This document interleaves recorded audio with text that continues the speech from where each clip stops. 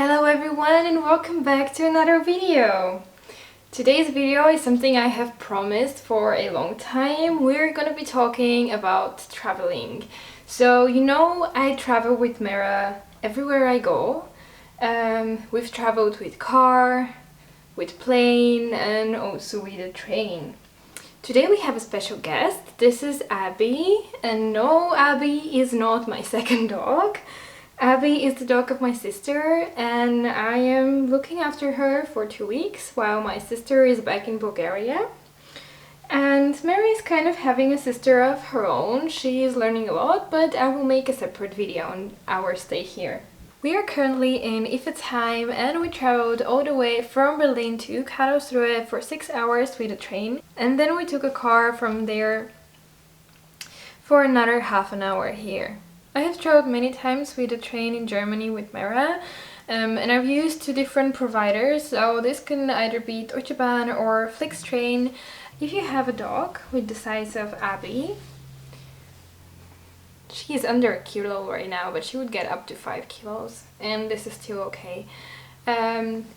You don't have to buy a ticket for your dog.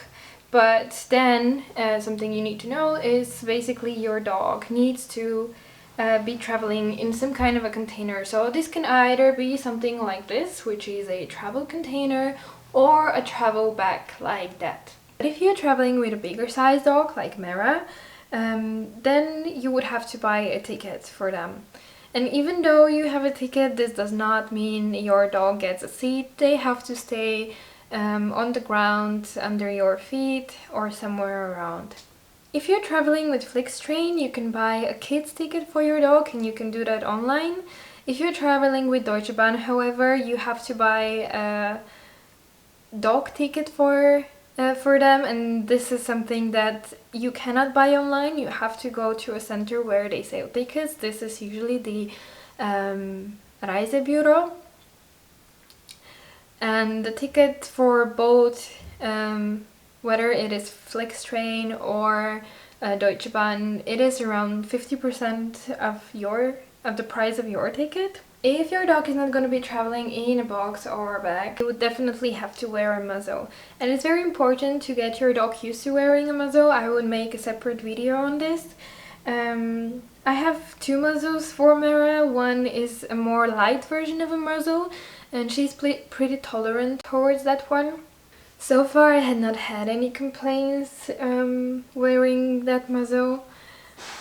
The second type of muzzle I bring just in case, but I actually want to buy a proper muzzle for Mera because she has outgrown this one by now and she needs to be able to eat, drink water from it, bark, all the normal stuff that dogs do. But just not bite anyone. And even if your dog is not aggressive and it's not gonna bite anyone, it is part of the rules, and it is also in a way protection for your dog, because if someone accidentally steps on them,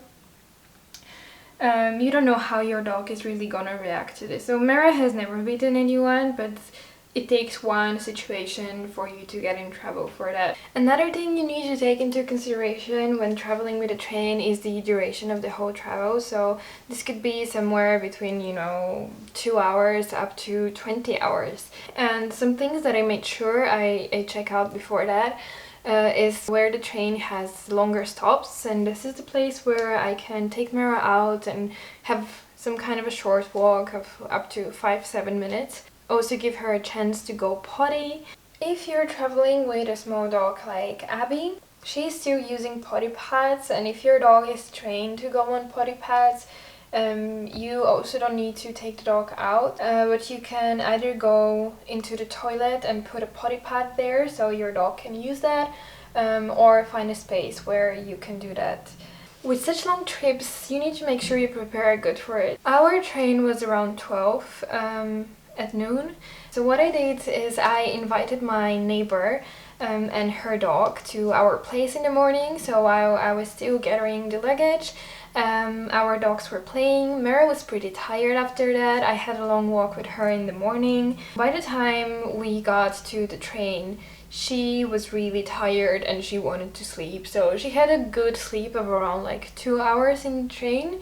Then I gave her a chance to go out on one of the stations. Something many people don't know is that there are two ways to tie your dog, and one is physically, the other one is mentally. What I do is also I train tricks in the train, and you can see a short video now on how we do that. Usually find a seat around a place where there is a bit more space so we can do that. I make sure that the people around would not be bothered by her or by us, and I always ask if it would be a problem that we train for a little bit. Usually people are actually pretty fascinated with her, so they're enjoying that as well. It is very important through the whole trip you provide enough water for your dog, so I take a bottle, something like this one. I also bring some long chewable treats, and they can take like up to 20 minutes for Mera to chew on. Thank you everyone for watching. Make sure to subscribe and like this video. Let us know in the comments below if you have any questions on how to travel with your dog, whether it is with a car, train or plane. I will be making a separate videos on a plane and a car, and I would love to take you on this journey with us. Mera is done again. She really does not like staying for the outro or even the intro of the video. She's just interested in the part where she is in front of the camera on her own and she's getting treats and food for that. And this is how you get yourself and both of your sleeping dogs in a frame for the intro and outro of a video. Bye!